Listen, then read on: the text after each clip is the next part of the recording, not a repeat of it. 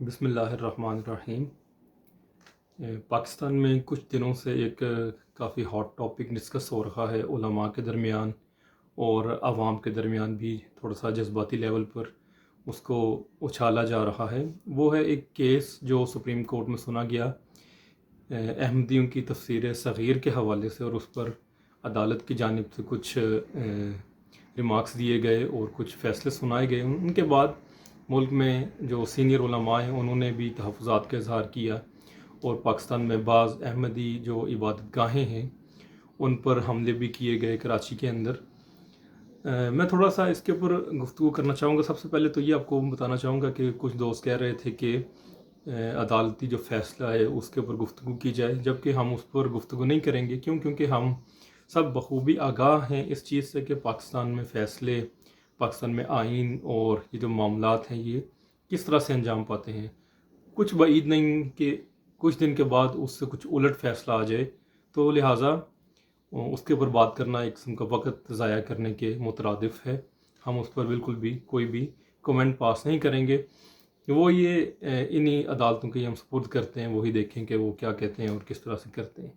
میرا جو پرپز ہے یہ ویڈیو بنانے کا وہ تھوڑا سا ہسٹوریکلی چیزوں کو ڈسکس کرنا ہے، کیونکہ کچھ دوست یہ تقاضا کر رہے تھے کہ اس انتہائی سینسٹیو ٹاپک پر کچھ بتایا جائے۔ سب سے پہلے میں یہ آپ کو بتاؤں گا کہ یہ تفسیر صغیر کیا ہے اور رائٹر کون ہے اس کے اور کیا معاملہ ہے سارا۔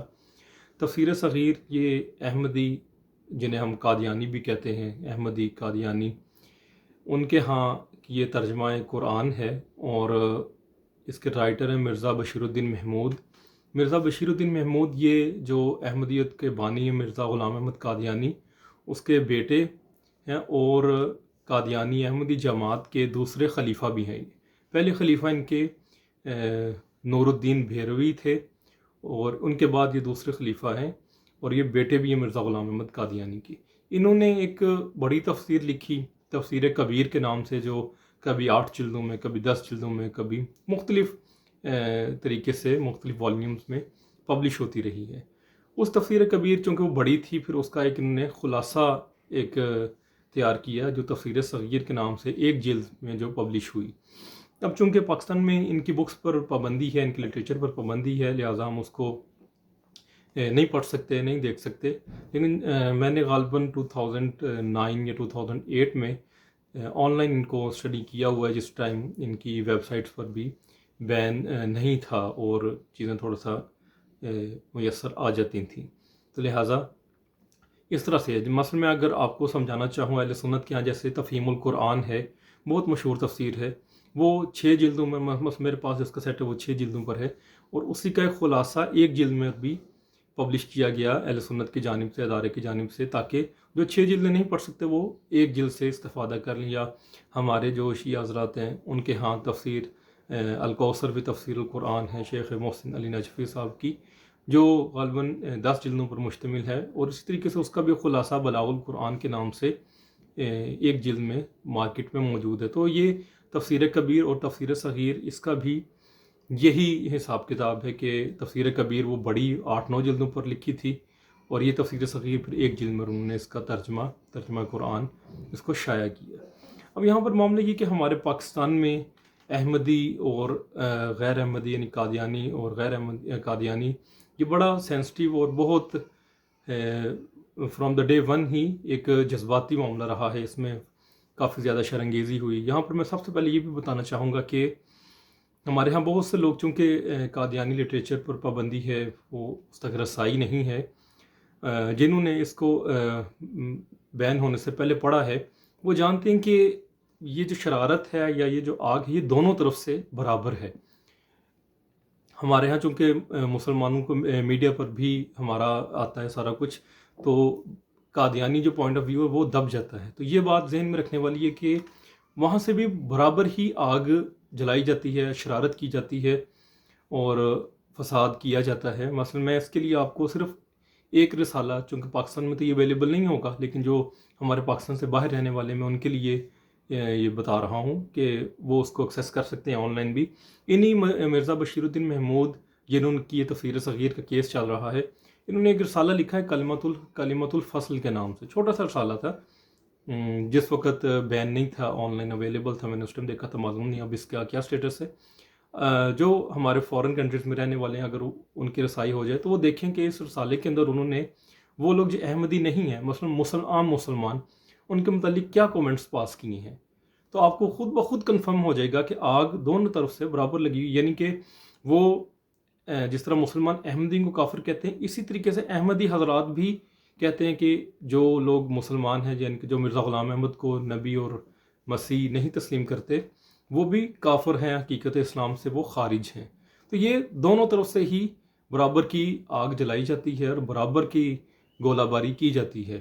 اس کا یہ کہ حل اس کا کیا ہونا چاہیے، میں ایک بک آپ کی خدمت میں جو پاکستان میں اویلیبل ہے، جو ٹیمپل روڈ سے پبلش ہوئی تھی، اس کا نام ہے منیر انکوائری رپورٹ۔ یہ 1954 کے اندر پنجاب میں فسادات ہوئے تھے، یہی احمدی اور غیر احمدی فسادات ہوئے تھے، خصوصاً لاہور میں، اور پھر فوج بھی طلب کی گئی اور مارشل لا بھی لگایا گیا، پہلا مارشل لا تھا جو لگایا گیا، اس میں مارچ، اپریل اور مئی میں کافی فسادات ہوئے۔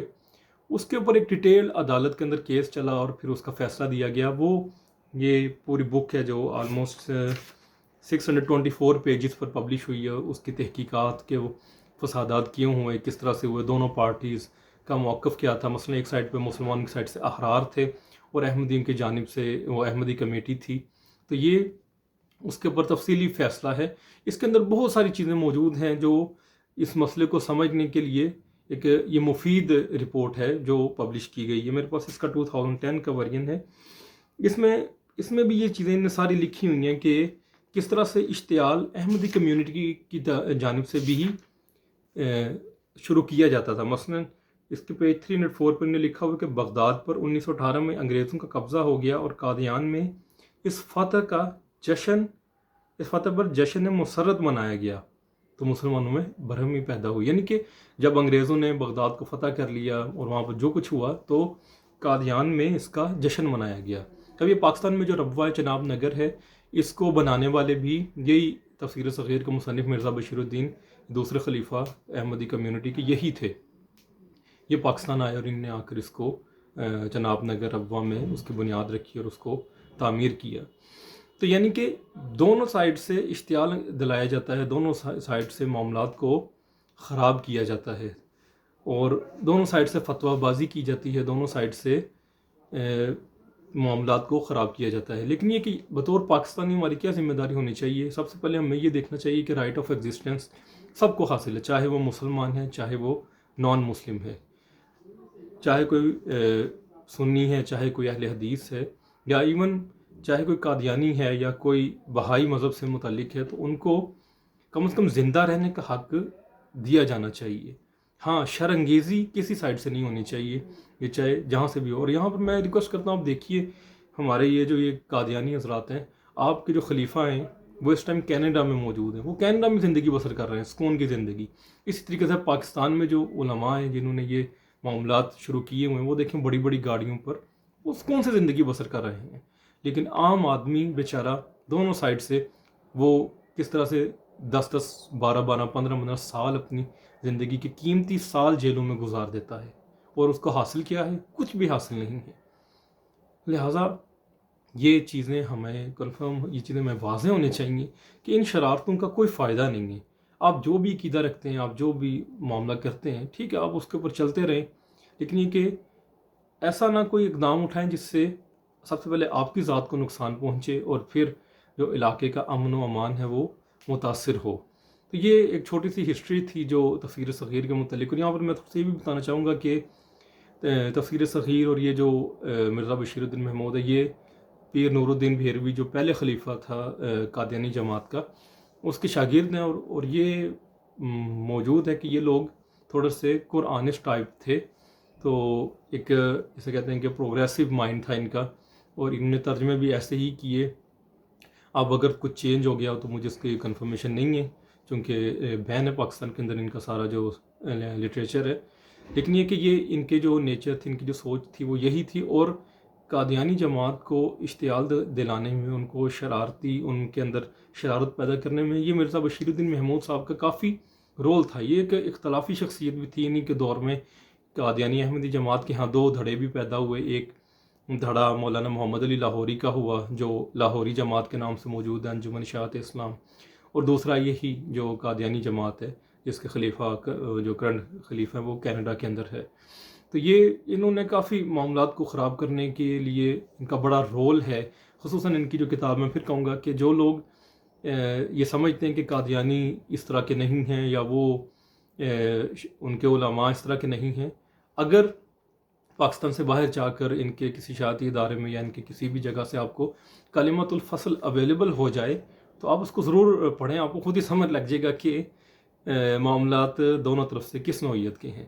اس کا ایک چھوٹا سا بھی ایک آسان سا طریقہ کار سمجھنے کا. مثلا وہ لوگ مرزا غلام احمد قادیانی کو نبی مانتے ہیں اور معاذ اللہ حضرت عیسیٰ علیہ السلام مانتے ہیں, امام مہدی کا درجہ دیتے ہیں. اب یہ بات تو ہم سب جانتے ہیں. مثلا ہم مسلمان حضرت عیسیٰ علیہ السلام کو نبی مانتے ہیں, اگر ہم انہیں نہ مانیں تو ہم اسلام کے دائرے سے نکل جائیں گے. تو ان کے مطابق بھی اسی طریقے سے ہی ہے. ان کے لوگ باتوں کو گھماتے ہیں کہ نہیں ظاہری اسلام پہ نہیں, اظہار حقیقت پر نہیں بلکہ باطنی کے اوپر ہے یہ وہ, لیکن وہ سب الفاظی معاملات ہیں. وہ ہم سب جانتے ہیں کہ الفاظ کس طرح سے ان سے کھیلا جاتا ہے اور کیا ان کا حال کیا جاتا ہے. تو لہٰذا ان نے نبی مانا, معاذ اللہ نعوذ باللہ, مرزا غلام احمد کو نبی مانا, وہ نبی تسلیم کیا ہے. لہٰذا آبویس ہے کہ جو اس کو نبی نہیں مانتے, مثلا ہم لوگ نبی نہیں مانتے اس کو, تو ان کے اکارڈنگ تو ہم دائرے اسلام سے خارج ہو جائیں گے. اور یہ بالکل ایسے ہی ہے. یہی باتیں انہوں نے اپنی کتابوں کے اندر لکھی ہوئی ہیں اور یہ باتیں انہوں نے کہی ہوئی ہیں. تو یہ ایک مختصر سا تفسیر صغیر اور اس کے حوالے سے گفتگو تھی.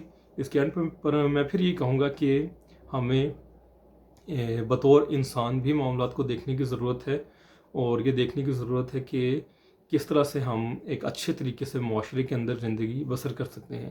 جو لوگ اس کو مزید تھوڑا سا دیکھنا چاہیں میں ان کو یہی ریکمینڈ کروں گا کہ منیر انکوائری رپورٹ, یہ جو 1953 کے فسادات ہیں اس کے اوپر ڈیٹیل فیصلہ تھا عدالت کا, اس کی جانب رجوع کریں. آپ کو خود ہی سمجھ لگ جائے گا کہ کیا کیا شرارتیں دونوں سائڈ سے ہوتی رہیں اور اس کا کیا کیا نقصان ہوتا رہا عوام کو بھی, پبلک کو بھی, معاشرے کو بھی, سوسائٹی کو بھی. تو لہٰذا یہ ہمیں ضرورت ہے ان مسائل کو ان کی جڑ سے سمجھنے کی اور ایک اچھے طریقے سے معاشرے کے اندر امن و امان کو پروان چڑھانے کی اور اچھے طریقے سے زندگی گزارنے کی.